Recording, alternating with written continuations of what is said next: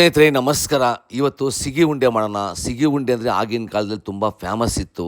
ಸಿಗಿ ಉಂಡೆ ಮಾಡಿ ವಾರಗಟ್ಟಲೆ ತಿಂತಾಯಿದ್ರು. ಈಗಿನ ಕಾಲದಲ್ಲಿ ಪ್ರತಿಯೊಬ್ಬರು ಮರ್ತೋಗಿದ್ದೀರ. ಇವತ್ತು ಪ್ರಭು ಶೆಟ್ ಚಾನೆಲ್ನ ನೋಡಿ ಕಲ್ತ್ಕೊಳ್ಳಿ, ಮಾಡ್ಕೊಳ್ಳಿ, ತಿನ್ಕೊಳ್ಳಿ, ಮಜಾ ಮಾಡಿ. ಶುರು ಮಾಡೋಣ. ಕಡಲೆಬೇಳೆನ 4 ಅವರ್ ನೀರು ನೆನೆಸಿಟ್ಟು ಕುಕ್ಕರ್ಗೆ ಹಾಕಿ ಸ್ವಲ್ಪ ಅರಿಶಿನ ಹಾಕಿ ಮಿನಿಮಮ್ 4 ವಿಸಿಲ್ ಕೂಗಿಸ್ಕೊಳ್ಳಿ. ಈ ಥರ ಸ್ವಲ್ಪ ಬೇಳೆ ಇರುತ್ತೆ, ಕೈಯಲ್ಲಿ ಮ್ಯಾಶ್ ಮಾಡಿ, ಇಲ್ಲಾಂದರೆ ಜಾರಲ್ಲಿ ರುಬ್ಕೊಳ್ಳಿ. ಬಿಸಿ ಬಿಸಿ ಕಾಯುವ ಕಡಾಯಿ ಮೇಲೆ 1 ಸ್ಪೂನ್ ತುಪ್ಪ ಬಿಡಿ, ಸ್ವಲ್ಪ ತೆಂಗಿನ ತುರಿ ಹಾಕಿ ತುಪ್ಪದಲ್ಲಿ ಫ್ರೈ ಮಾಡಿ, ನಾಟಿ ಬೆಲ್ಲ ಹಾಕಿದ್ಮೇಲೆ ಸ್ವಲ್ಪ ನೀರು ಹಾಕಿ ಸಾಕು. ಸ್ವಲ್ಪ ಏಲಕ್ಕಿ ಪುಡಿ ಹಾಕಿದ್ಮೇಲೆ ಮಿಕ್ಸ್ ಮಾಡಿ ಬೇಯಿಸ್ಕೊಂಡಿರೋ ಬೇಳೆ ನೋಡಿ, ಈ ಥರ ಬೇಳೆನ ಹಾಕಿ ರಪ ಅಂತ ಉಲ್ಟಾ ಪಲ್ಟಾ ಮಾಡಿ ಮಿಕ್ಸ್ ಮಾಡಿ ಕ್ಲೀನಾಗಿ ಉಂಡೆ ಆಗೋ ಥರ ಮಾಡಿ ಸೈಡ್ಗೆ ಎತ್ತಿಕೊಳ್ಳಿ. ಅಕ್ಕಿ ಉದ್ದಿನ ಬೇಳೆ 2 ಅವರ್ ಮುಂಚೆ ನೆನೆಸಿಡಿ.